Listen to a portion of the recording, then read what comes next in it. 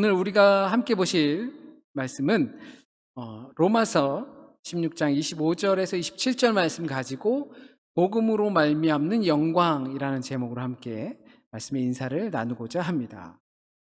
오늘은 대림절 넷째 주입니다.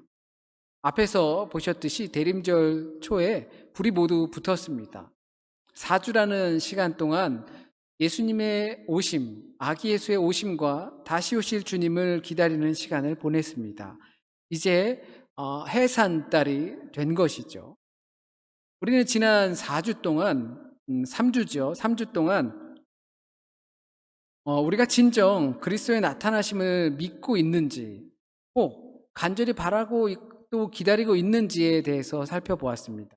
이러한 우리 신앙의 모습이 나에게 있는지 없는지, 행여나 지금 내게 만족스러운 삶과 환경 덕분에 주님의 다시 오심이 또는 나타나심이 그것은 내 기억 속에서 사라지고 그거에는 관심이 없고 그냥 살게 된 지 오래된 것은 아닌지, 또한 다시 오신다는 예수님의 약속은 2000년이 지나갔는데도 아직까지 실현되지 않는 상황 속에서, 그리고 날마다 급변하고 있는 이 세계를 접하는 우리들의 모습이 과연 어떠해야 할지, 주님께서는 어떠한 이유로 이 약속을 계속 미루고 계신지를 또 살펴보았습니다. 그날을 기다리는 자들이 그날을 또한 어떻게 준비해야 하는지, 데살로니가 전서 5장 말씀을 통해서 우리의 삶이 어떠한 모습으로 주님의 다시 오심을 기다려야 하는지 함께 살펴보았습니다. 그렇다면 오늘 본문 말씀으로 강림절 마지막 주에 함께 생각하고 싶은 말씀은, 복음을 접한 성도들이 어떤 묵상을 하며 지내기를 하나님께서는 바라고 계실까라는 것입니다. 비밀이라는 것을 알게 된 그리스도인의 삶은 도대체 어떤 모양일까 생각해 보길 원합니다. 지난주에 우리 그리스도인의 생명은 어디론가부터 들어오는 그 침투에 의해서 완성된다는 말씀을 드렸습니다. 그런데 이번 주일 말씀을 준비하면서 과연 이러한 생명의 완성이 무엇일까? 피부로 와닿지 않는데 어떻게들 이해하고 계실까라는 생각이 들었습니다.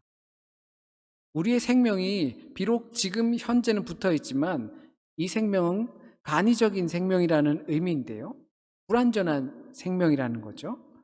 조금 더 다르게 설명을 한다면 잘 살고 있는 것처럼 보일 수는 있지만 역시 여전히 불안한 인생이라는 겁니다. 그러면 그리스도인의 생명이 침투로 인해 완성된다는 말이 우리의 인생은 불안한 인생이라는 것을 뜻하는 것입니다. 그래야지 더 잘 이해가 될 것 같습니다.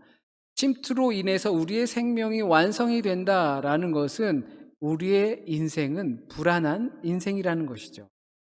외부로부터 침투해 들어오는 것으로 인해 우리의 인생이 안정을 찾는다는 것입니다. 이건 우리의 기존 생각과는 완전히 다른 생각이죠.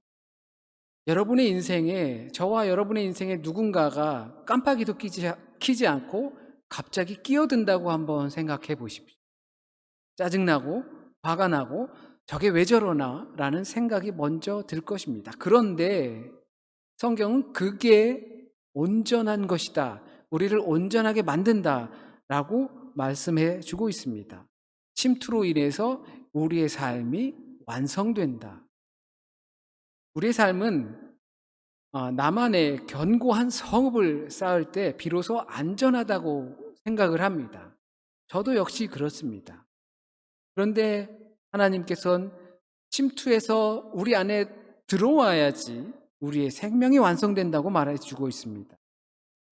그러나 우리의 삶은 규칙적으로 생활하고 내 방식대로 살아갈 수 있고, 더 심하게는 나 중심으로 세상이 돌아갈 때 안정감을 느낍니다. 만족감을 찾습니다. 편안해집니다. 내 마음대로 무언가가 핸들링이 잘 되지 않으면 우리는 불안감을 느끼죠. 지난주 온라인 예배 들으시면서 어쩌면 느끼셨을 겁니다. 제 눈이 이렇게 막 흔들린다든지 설교 중에 아이들이 제 뒤로 지나가는 모습들을 보신 분들이 계실 겁니다. 사실 지난주 예배를 또 오랜만에 온라인으로 이렇게 드리다 보니까 예측 불허 가운데서 뜻하지 않은 일들이 발생하다 보니까 많이 긴장을 했습니다. 또한 지난 주중부터 아이들이 계속해서 집에 있었습니다. 이제 방학이라 또 앞으로 쭉 몇 주간을 집에 있을 것입니다. 그러면 지난 주간 동안을 살펴보면 아이들은 제 방에 불쑥불쑥 침투해서 들어옵니다. 그러면 저는 제가 생각하고 있거나 하고 있는 일들의 흐름이 깨지고 맙니다. 예상치 못했던 침투가 우리의 인생에서 발생하면 우리는 불안하고 걱정을 합니다. 그것이 은혜라고 해도 우리는 그것을 고난이라고 부르게 됩니다. 은혜라고 쓰고 우리는 고난이라고 읽는 것입니다.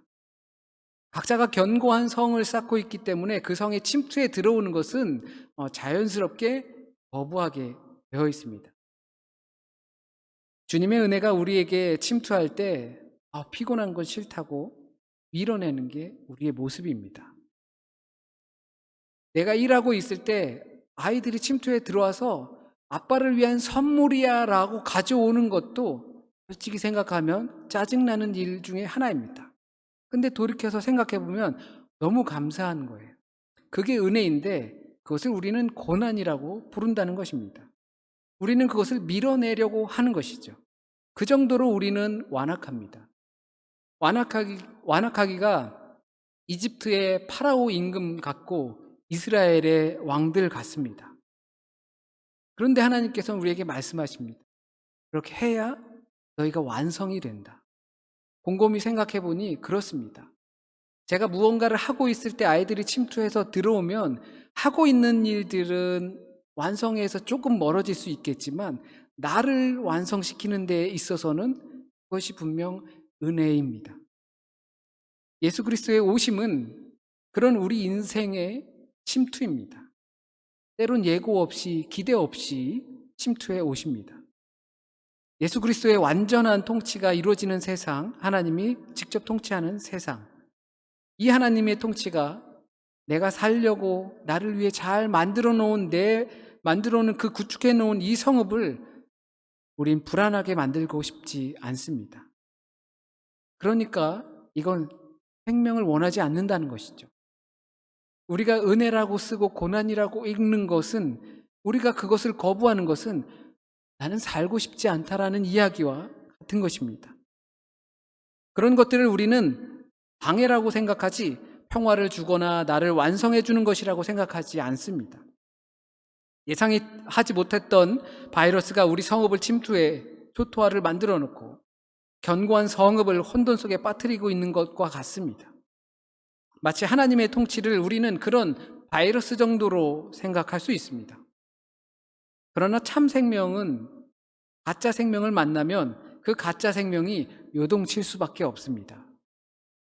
하나님의 통치가 그 개입이 싫다? 그것은 우리 존재가 불완전한 존재라는 것을 반증하고 있는 것입니다. 하나님의 은혜가 고난으로 느껴진다. 하나님의 침투와 다스림이 내가 거부하고 싶은 인생으로 느껴진다. 그것은 우리 인생이 불완전한 존재라는 것을 반증해 주는 것입니다. 그렇게 우리를 완성해 가는 것입니다. 나의 영적 상태를 점검해 볼 수 있는, 그래서 나를 완성해 가는 과정으로 여길 수 있습니다. 성경의 세계관은 우리의 인생이 침투당할 때 온전해진다고 이야기하고 있습니다. 목적이 생기고 발바를 찾게 되고 그리고 길 위에서 헤매지 않는다는 것입니다. 삶의 안정을 찾게 됩니다. 그 그리스도의 침투하심으로 우리의 인생은 마치 베스트 드라이버가 운전하는 택시에 차를 타고 가는 것과 같습니다. 진정한 평화를 찾는다는 것이죠. 그런데 우린 그 와중에도 철옹성을 쌓습니다.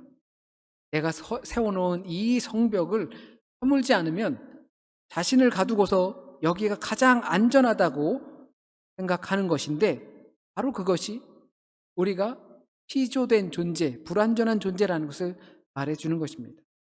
그러나 이것은 너무나 슬픈 현실입니다.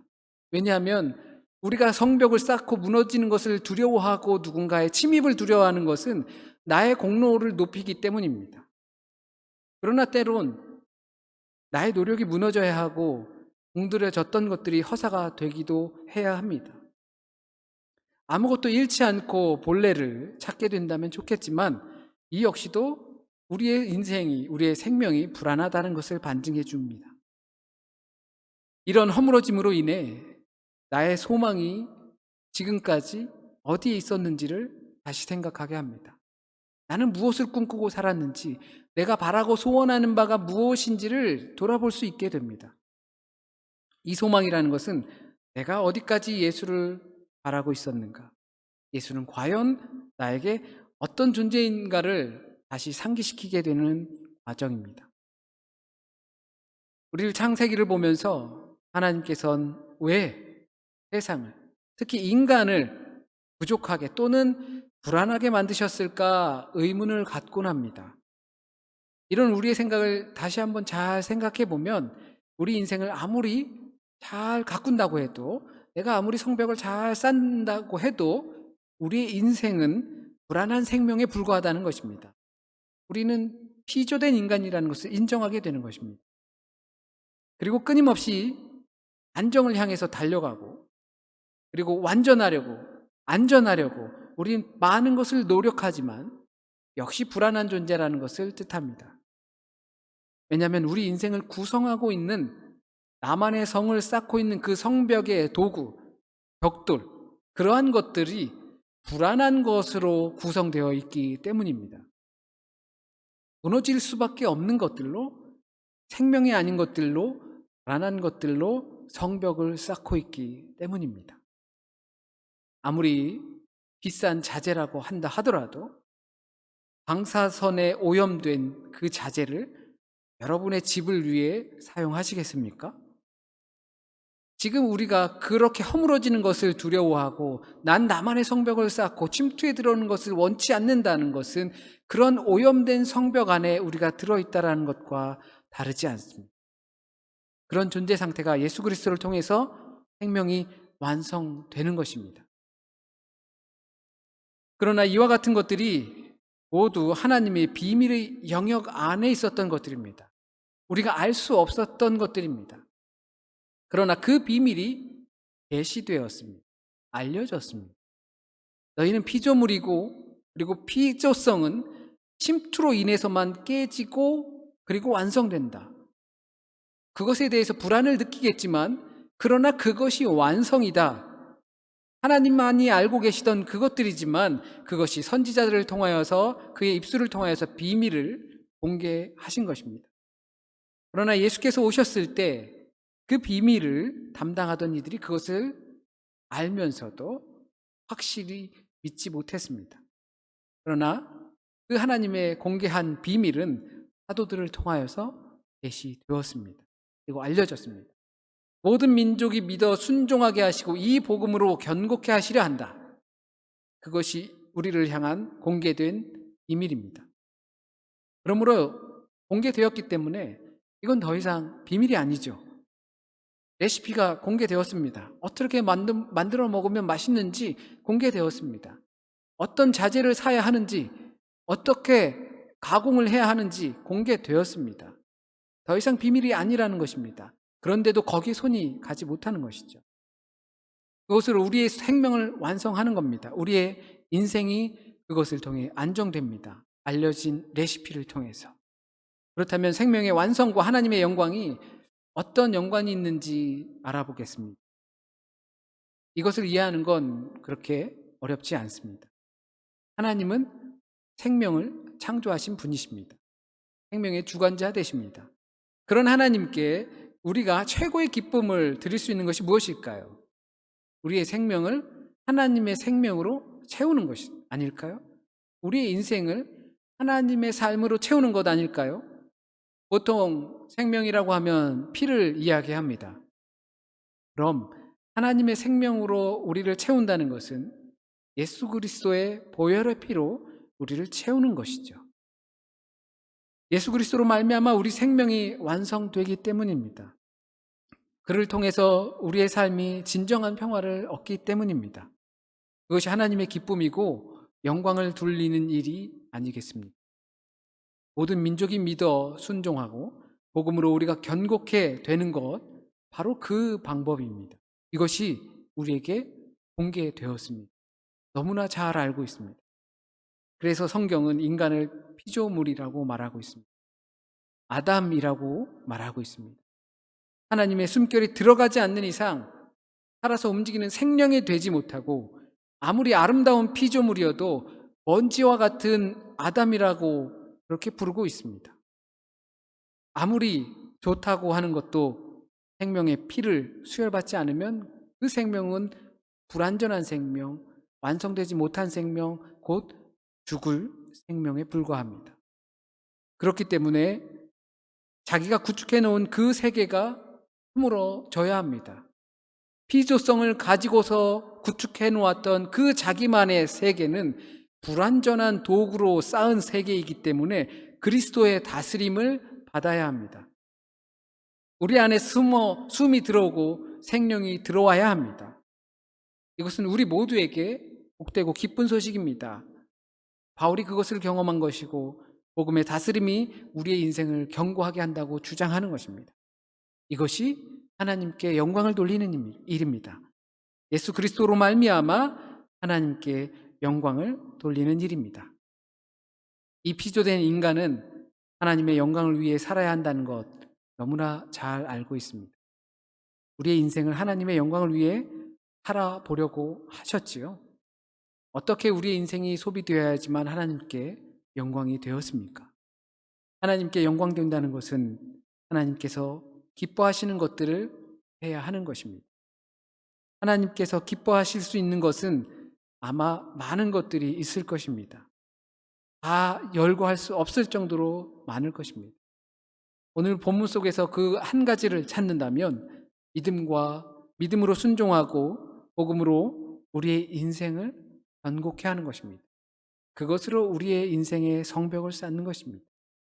하나님의 다스림, 말씀의 순종, 이로 인한 생명의 완성이야말로 하나님께 온전한 영광입니다.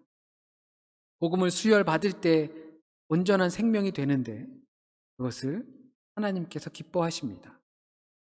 혹시라도 우리가 어떻게 하나님을 영광을 돌릴 것인가라고 생각한다면 하나님의 침투로 인해 비록 우리의 성읍과 인생이 혼돈을 느낀다 하더라도 그것은 우리의 가치관의 변화일 뿐, 새롭게 태어나는 과정일 뿐, 하나님의 통치로 말미암아 우리의 생명이 완성되는 것이고 온전해지는 것입니다.